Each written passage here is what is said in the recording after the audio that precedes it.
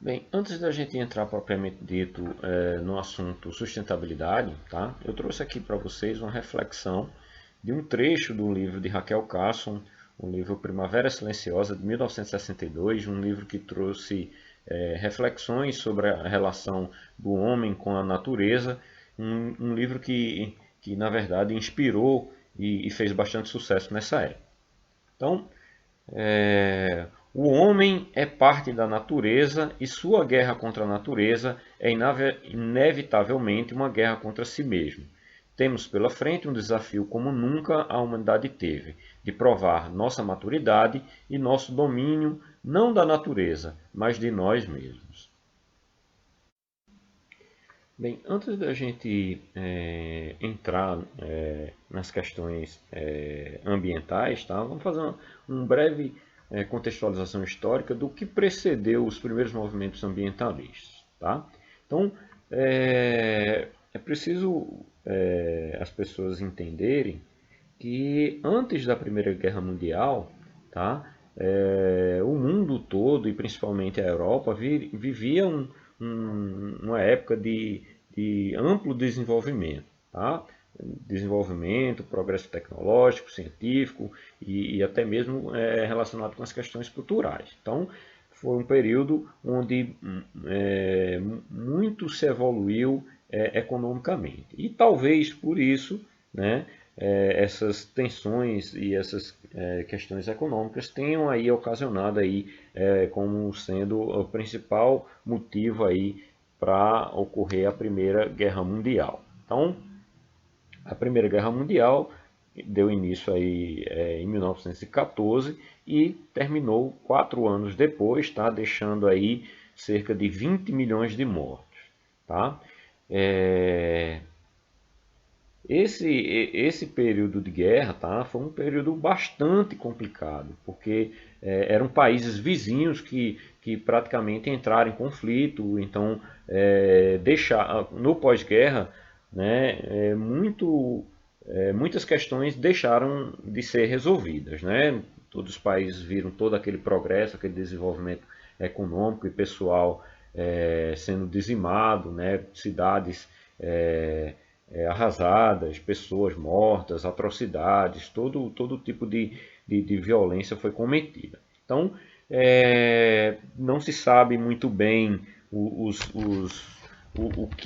que levou aí à Segunda Guerra Mundial, mas muito se explica justamente por conta da ocorrência da Primeira Guerra Mundial. Então, a Segunda Guerra Mundial iniciou em 1939, durou também poucos anos, né? Durou até 1945, mas deixando aí, né? Não se sabe ao certo a quantidade de mortos, né? Porque atrocidades ocorreram de todo tipo, né? Existem muitas pessoas que jamais foram encontradas, mas que deixou aí em torno de 40 a 72 milhões de mortos. Né? Então foi um período realmente de profunda crise humanística, tá?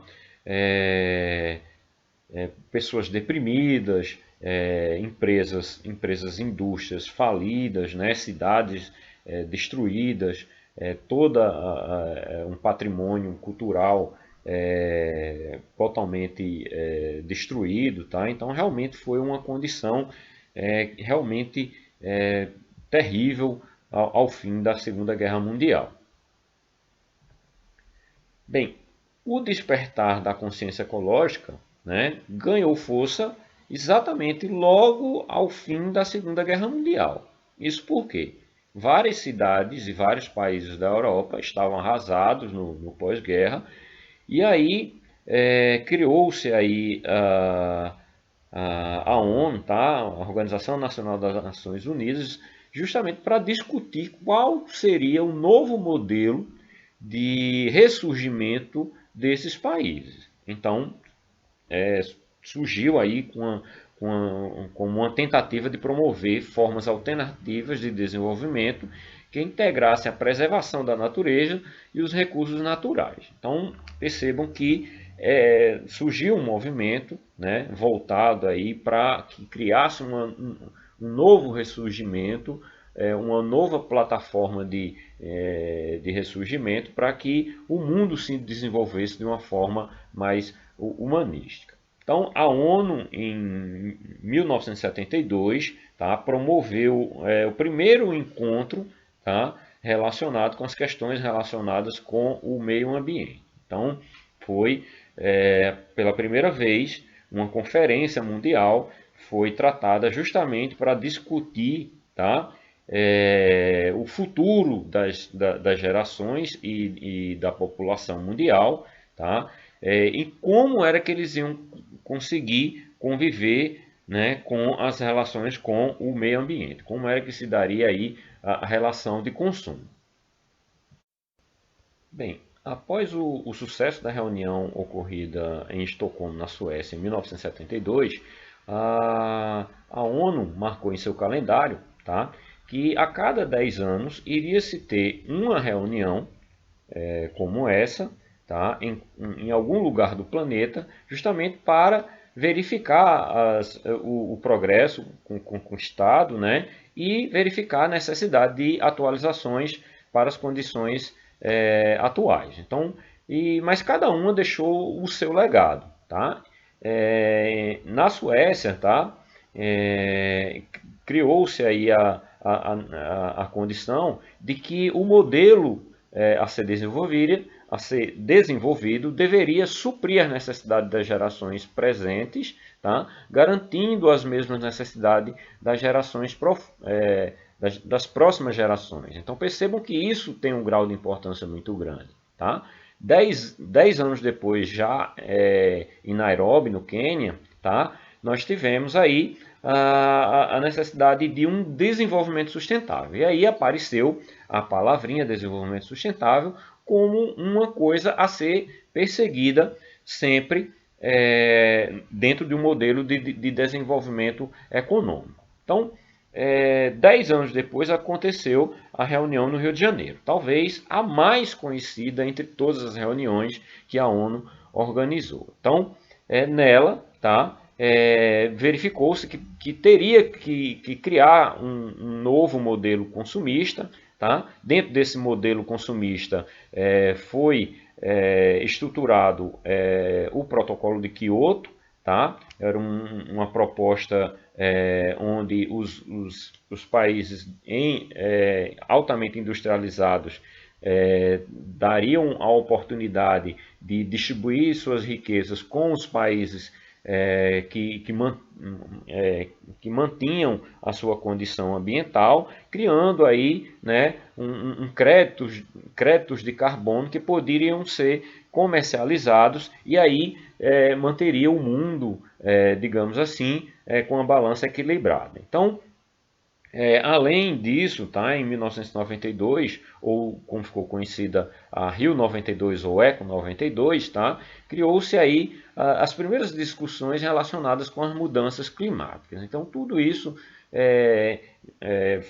foi assim, altamente comentado justamente por conta do aquecimento global. Tá?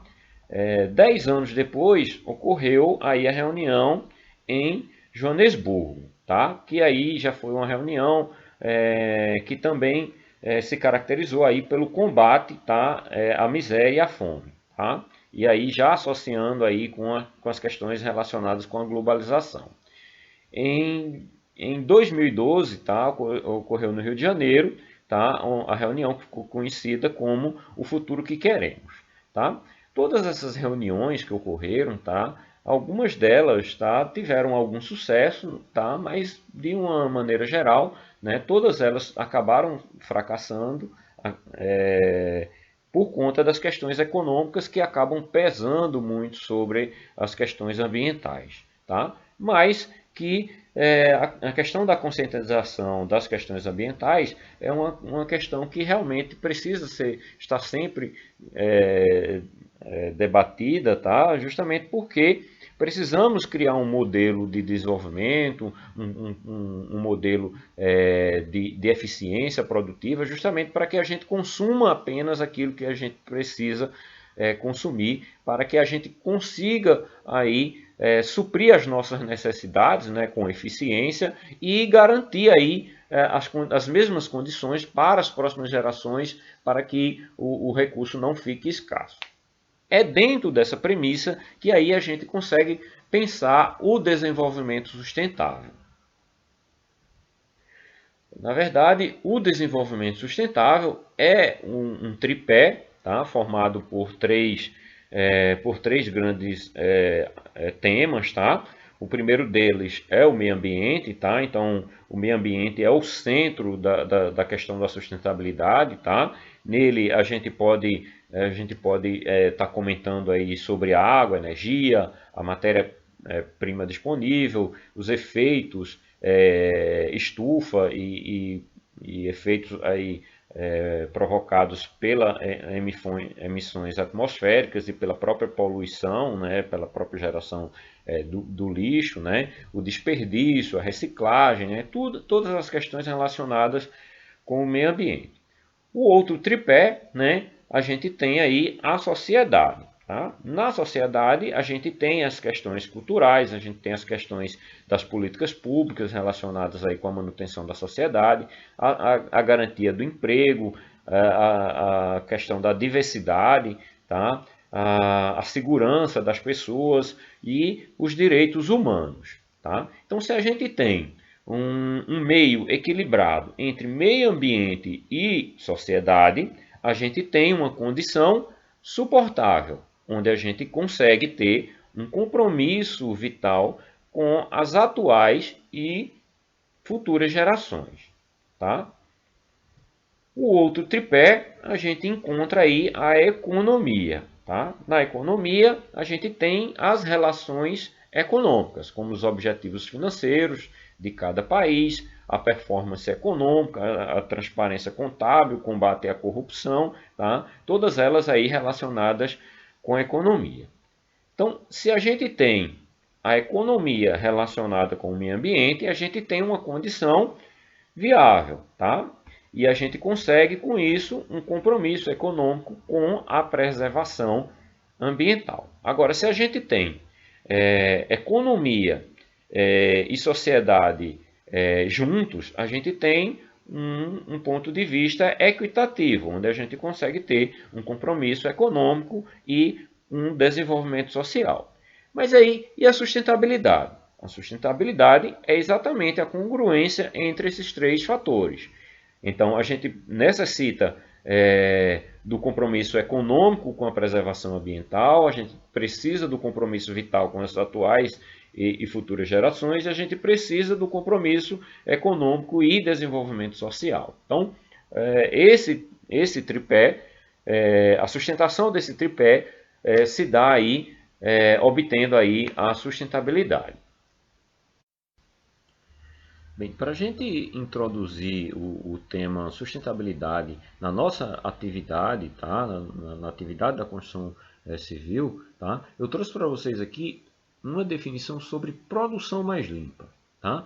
A partir dessa definição, a gente começa a vislumbrar que existe sim possibilidades da gente estar praticando a sustentabilidade dentro da obra. Tá? Então, a produção mais limpa é a aplicação contínua de uma estratégia econômica, ambiental e tecnológica integrada aos processos e produtos, a fim de aumentar a eficiência do uso de matérias-primas, água e energia, através da não geração, minimização ou reciclagem de resíduos gerados em um processo produtivo. Produção mais limpa também pode ser chamada de prevenção da poluição, já que as técnicas utilizadas são basicamente as mesmas. Então, percebam que a produção mais limpa ela quebra certos paradigmas que a gente tem na indústria de um modo geral. Tá? E aí eu vou citar apenas um pequeno exemplo, tá? Para que vocês percebam que existem possibilidades da gente estar praticando a sustentabilidade e estar praticando a produção mais limpa. Então vamos imaginar a primeira fiada de tijolos de uma obra. Tá? Então percebam que a primeira fiada ela é muito importante, porque a partir dela, né, outras fiadas se erguerão.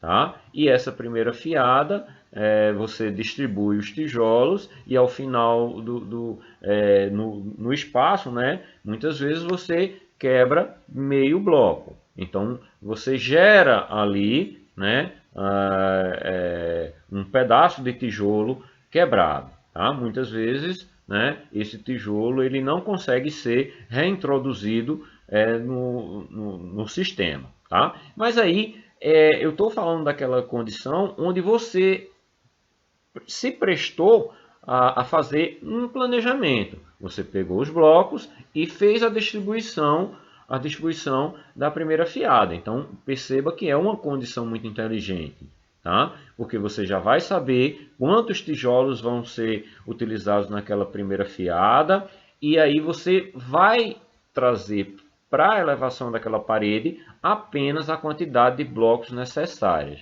Então você está economizando aí, de repente, a condição da mão de obra também. Então, nessa primeira fiada, sempre há a utilização de meios blocos. Tá? Existem algumas empresas que fornecem efetivamente o meio bloco.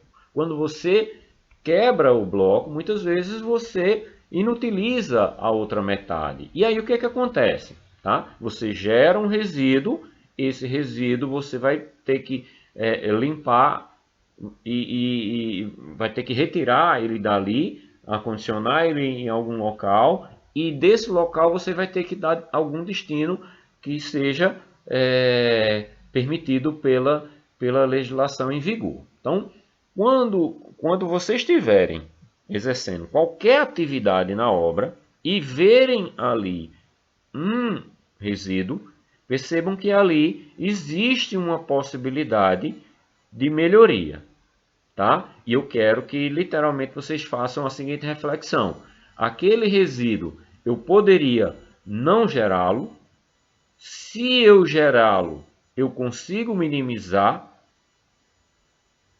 ou em outra escala, reciclar o material, o resíduo gerado, tá? Dentro do processo produtivo, tá? E em última opção, aí o descarte de acordo com a legislação vigente. Tá? É pensando assim que a gente vai cada vez mais aumentar a nossa eficiência produtiva e aí consumir menos matéria-prima, tá? Gastar menos mão de obra e fazer obras ambientalmente mais corretas com os gastos minimizados, ok?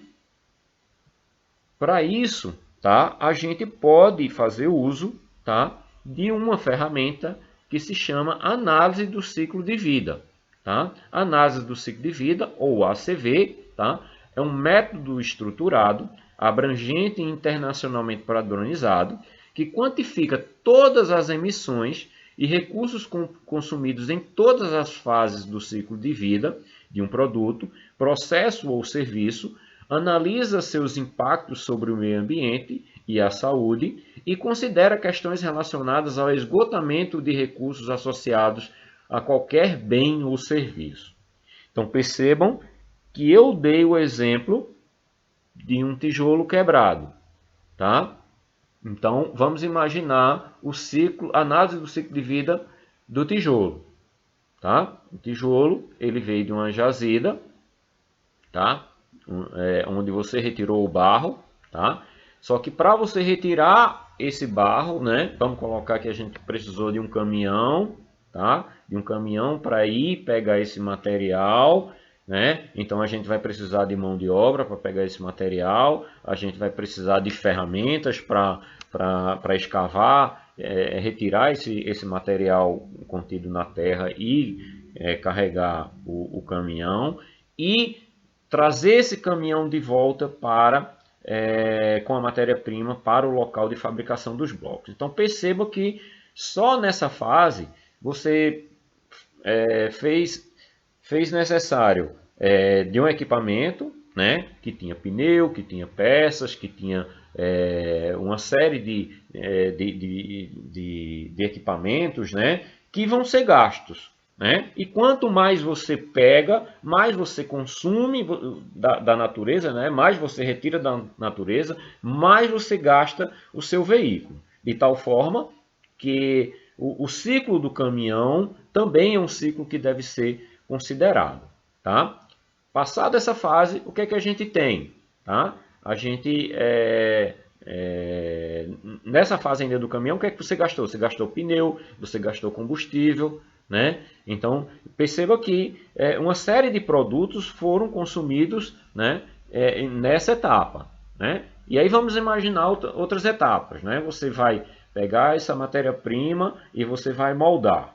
Você vai moldar, você precisa de forma, né? Então você precisa de mão de obra para poder moldando esse material. Você vai precisar de um forno para fazer a queima, né? Digamos que seja um forno a lenha ou a gás natural. Enfim, você vai precisar de um outro recurso, né, para fazer a queima do material para a fabricação do tijolo. Né? Então perceba que nessa fase você vai gastar, né, material para queima, seja gás natural ou seja madeira. Você vai precisar de mais mão de obra, você vai gastar uma série de outros produtos para a fabricação propriamente dita do seu tijolo. Então perceba que quando você está jogando fora esse tijolinho, na verdade, você está jogando fora uma série de outras coisas que você não contabilizou aí na saga aí da fabricação do bloco. Tá? Então, são coisas que muitas vezes a gente não se percebe fazendo, tá, pessoal? Mas o processo de eficiência, tá, produtiva é uma questão de sobrevivência. Sobrevivência nossa agora e sobrevivência relacionado com as questões futuras, ok? Bem, por fim, tá, pessoal, eu vou passar aqui esse vídeo, tá, para que vocês assistam, tá? Tá aqui o link do vídeo, tá, para que vocês possam assistir ele em casa, ok?